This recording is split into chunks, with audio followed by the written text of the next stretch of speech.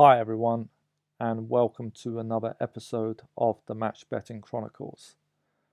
Okay, so I'm correct score Dutching this game, and it's going reasonably well. I'll show you what I did. I covered 1-0 on the Angers, and I didn't cover 2-0, and I've only covered 3-0 because the odds were ridiculous, so I just put £1 on. I have covered 1-1.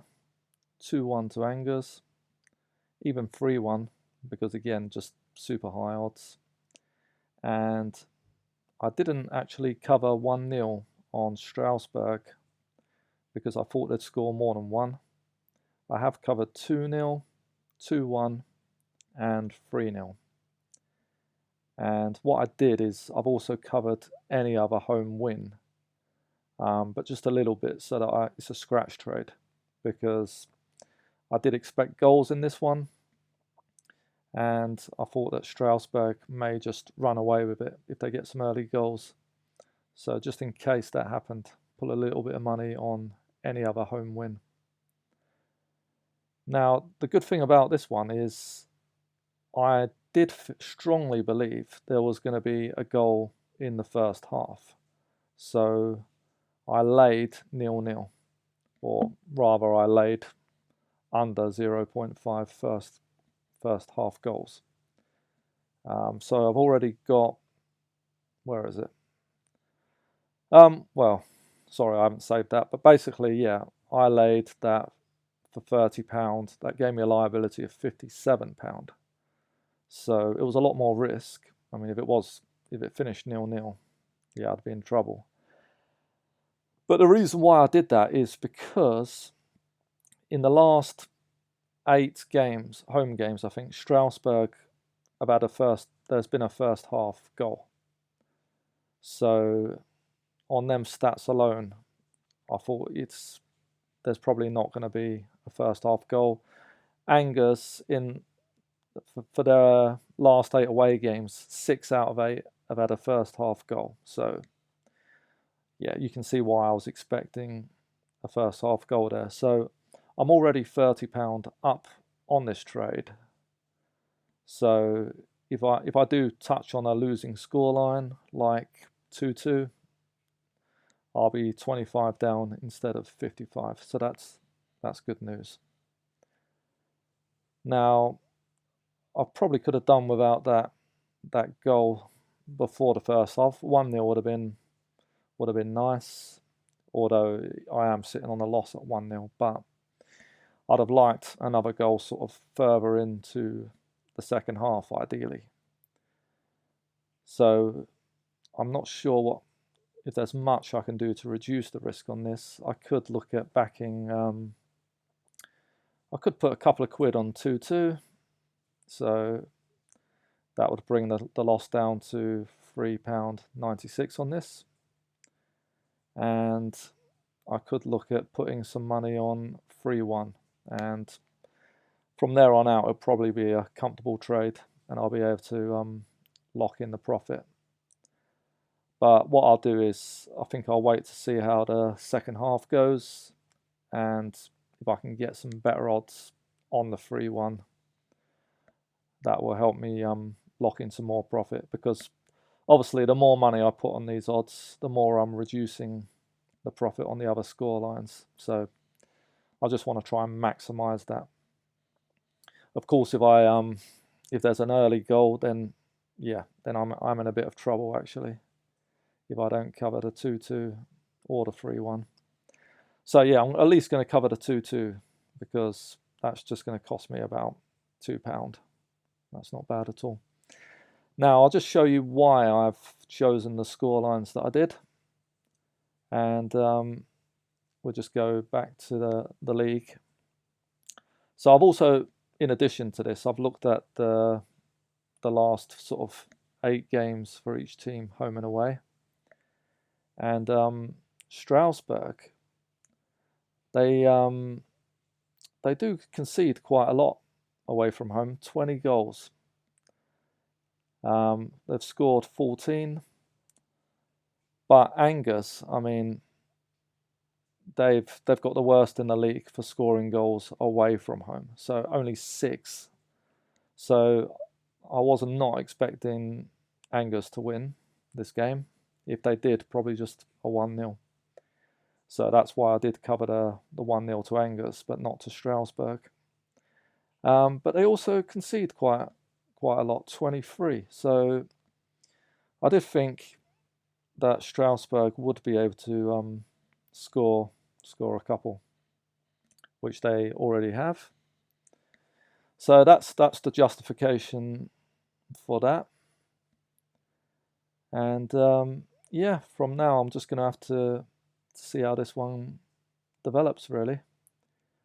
I'll stop the video now, and I'll think about, well, I will back the 2-2, but then I need to keep an eye on this game in the second half to see if I can get on the 3-1.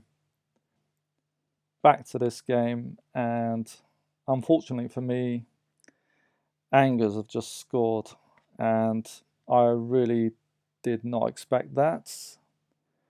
I did plan to drip some money into 3-1, but I was doing some recording at the same time on another game, so I let that slip. You can probably see I probably did £1 or £2 on the 3-1 because I'm taking less of a loss, but unfortunately I didn't do it enough before the goal. But yeah, the way the game was going, I didn't actually expect a goal. So now I've just got to try and minimize this risk. I am 30 up because of the laying 0-0 on the first half, so there is that. But what I'm thinking of doing is backing 3-1 basically.